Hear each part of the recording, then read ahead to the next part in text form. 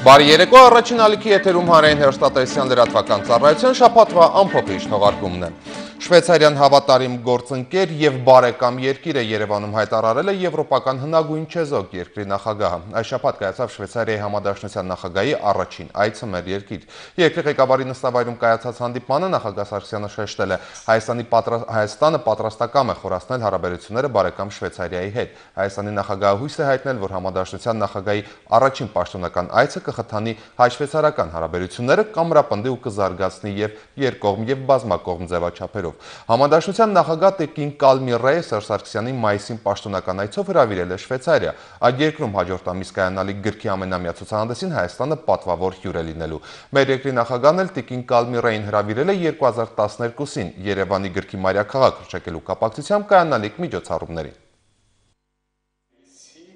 Այս շվեյցարացին ունի 1 մետր 95 սանտիմետր հասակ, ռուսական ծագում, խոսում է ֆրանսերեն, գերմանական թեթև առոգանությամբ։ Կոնստանտին Օբոլենսկին Շվեյցարիայի համադաշնության դեսպանն է մեր երկրում։ Միայն ոչ աշխատանքային օրերին դատարկ այս գրասենյակները լցնում է ճերմակ խաչով կարմիրը, այն եւ պատին է եւ ձեռքի տակ։ Խաչն անշուշտ նախապես ունեցել է կրոնական մեկնաբանություն, բայց այժմ դրա 4 թևերը խորհրդանշում են նաև Շվեյցարիայի 4 պետական լեզուները, բացատրում է դիվանագետը։ Հյուսիսում ավելի շատ գերմաներեն են խոսում, արևմուտքում ֆրանսերեն, հարավում իտալերեն, մեր հայրենակիցները արևելքում խոսում են ռետո-ռոմաներեն։ Պարոն Օբոլենսկիի գրասեղանի առջև հայրենի Բազել քաղաքի տաճարի գծանկարն է, ունի նաև իր հայկական եկեղեցին։ Իմ նախընտրած հայկական եկեղեցին օձունում է, այն իրոք ֆանտաստիկ է։ Աստծո կամոք, պաշտոնական բեռնի որոշմամբ դիվանագետ Օբոլենսկին որպես դեսպան իր առաջին օծում նստացավ Հայաստանում այս շաբաթ, դեսպանի համար ամենապատասխանատու իրադարձությամբ, Շվեյցարիայի համադաշնության նախագահի առաջին պաշտոնական այցը մեր երկիր։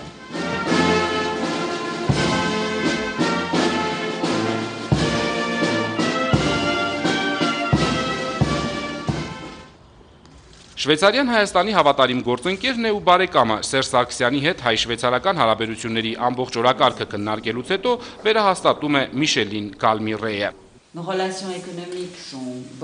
Մեր տնտեսական հարաբերությունները լավն են, չնայած ապրանքաշրջանառությունը դեռ մնում է բավական համեստ մակարդակի վրա, եւ այն մեծացնելու կարիք կա։ Հայաստանը խրախուսում է շվեյցարական ներդրումները Հայաստանում, վստահեցնում է նախագահ Սարգսյանը, բերելով տնտեսական գործակցության հաջողված օրինակներ։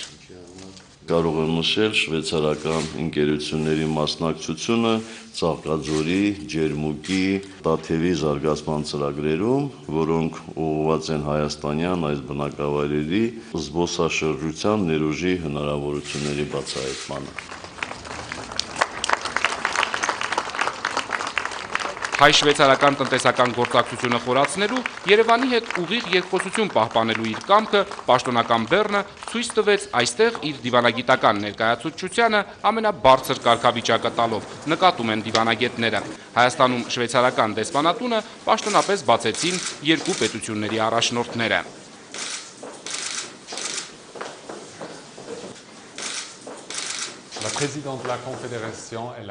Համադաշնության նախագահը իրավունք ունի մեզնից պահանջելու, որ շվեյցարական ներկայությունը Հայաստանում լինի ավելի տեսանելի։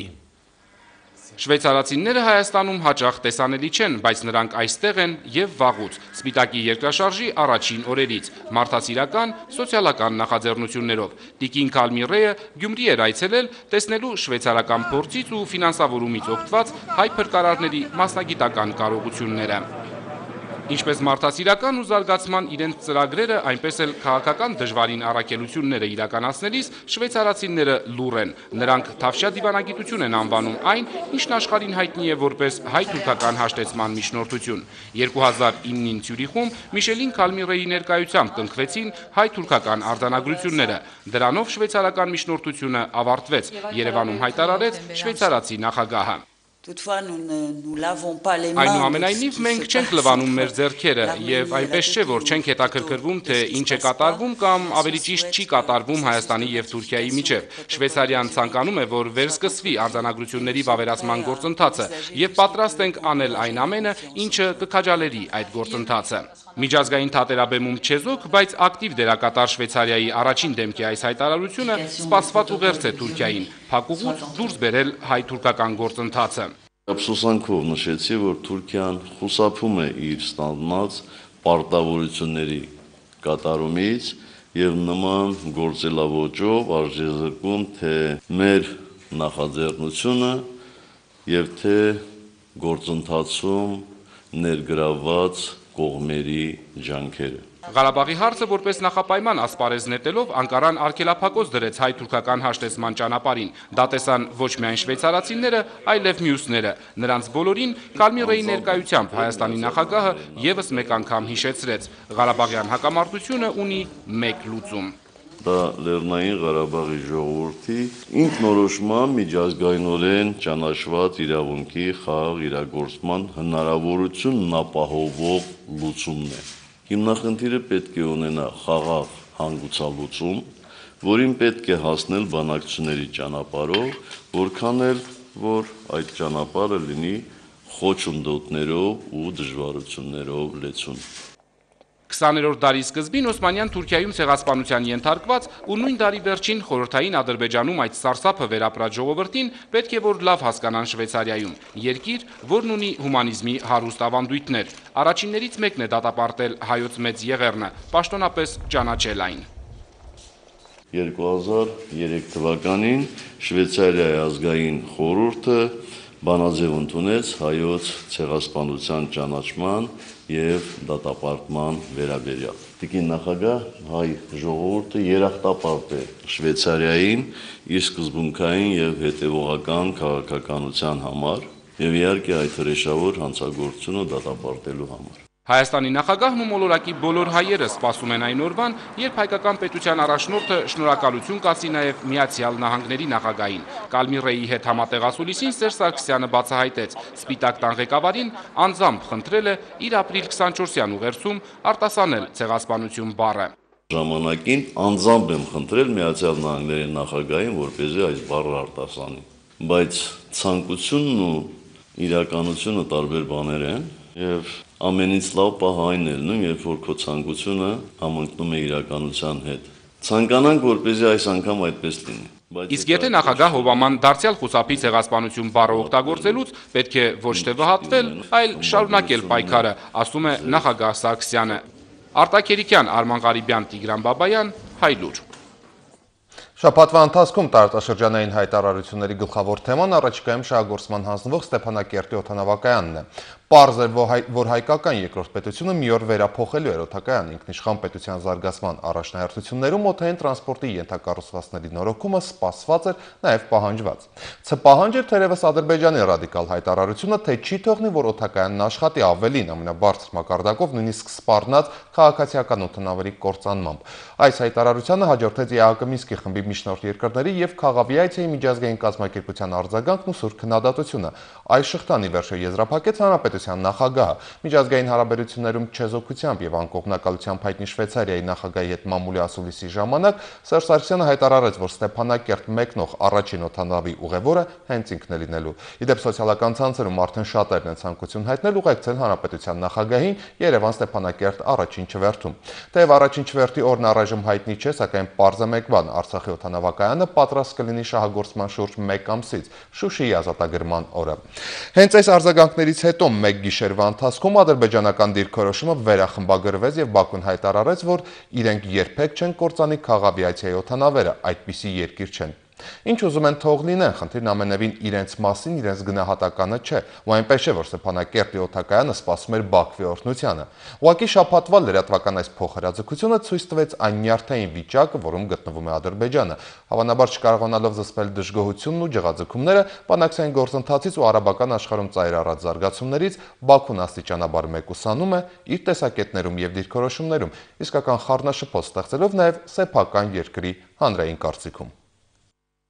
Մայիսի 9-ին Լեռնային Ղարաբաղը հերթական քայլ է կանի դեպի աշխարհի քարտեզի վրա իրենց տեղն արդեն գտած ինքնիշխան պետություններից մեկը ճանապարհի վերջին հանգրվանը, պետություններ, որոնք կապված են միմյանց հետ ամենատարբեր, այդ թվում նաև օդային կապերով։ Ստեփանակերտում շահագործման կհանձնվի ժամանակակից բոլոր չափանիշներին համապատասխանող օդանավակայանը, ինչից հետո կանոնավոր չվերթներ կսկսեն իրականացվել սկզբնական փուլում Երևանից Ստեփանակերտ, բայց ակնհայտ է, որ տեսանելի ապագայում օդանավակայանը կընդունի ինքնաթիռներ նաև ամենատարբեր երկրներից։ Թե երբ կիրականացվի առաջին չվերթը դեռևս հստակեցված չէ, բայց որ այն կիրականացվի այլևս միանշանակ է, ինչպես նաև այն, թե ով է լինելու առաջին չվերթի առաջին ուղևորը, բայց այդ մասին քիչ անց։ Օդանավակայանի շահագործման փաստն, ինչպես եւ կարելի էր ակնկալել, մռնչյուններ եւ անհոդաբաշխ այլ հնչյուններ առաջ բերեց հարևան պետության իշխանական շրջանակներում։ Մասնավորապես խրոխտ հայտարարություններ սկսեցին հնչել առ այն, որ ադրբեջանական զինուժը կոչնչացնի դեպի Ստեփանակերտ թռչող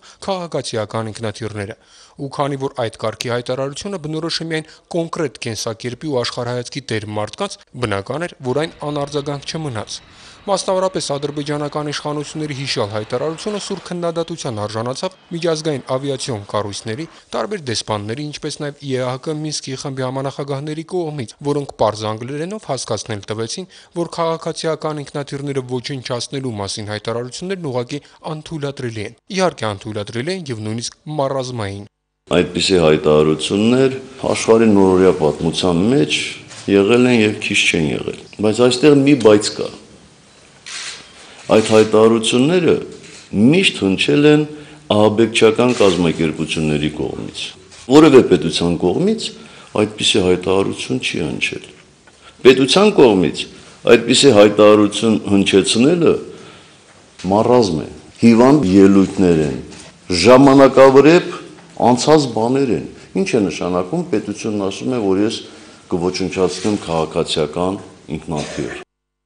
Հասկանալ հարևանների Բեն Լադենային հակումները իհարկե կարելի է, քաղաքացիական ինքնաթիռները ոչնչացնելու մասին հայտարարության ամբողջ պատասխանատվությունը գիտակցելու համար պետք է նախ եւ առաջ գիտակից լինել, բայց դժվար է այդ կարգավիճակում պատկերացնել մարդու, ում փառասիրությունը շոյվում է միայն Ատլասի աշխարհիս երեսին եղած ամենամեծ կտորով դրոշ կարել տալուց եւ այն Բաքվի կենտրոնում տնկելուց։ Այսինքն, եթե Բեն Լադենի հակումներ ունեցող մարդու մղումները պայմանավորում է ոչ թե բանական գիտակցությունը, այլ փառասիրությունը, միանգամայն բնական է, որ նման մարդու փառասիրությունը խոցվելու է, երբ հայկական ինքնաթիռները հայկական մի պետության տարածքից մտնեն հայկական մեկ այլ պետության տարածք, խոցվելու է եւ նա առանց երկար բարակ մտածելու հայտարարելու է, թե օդում խփելու ենք այդ ինքնաթիռները։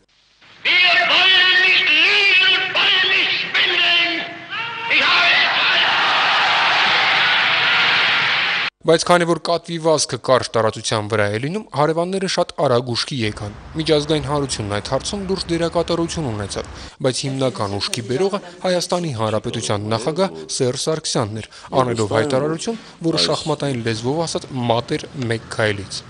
Այդ ավիաթռիչքի առաջին ուղևորը ես եմ լինել։ Ես Հայաստանի Հանրապետության նախագահը։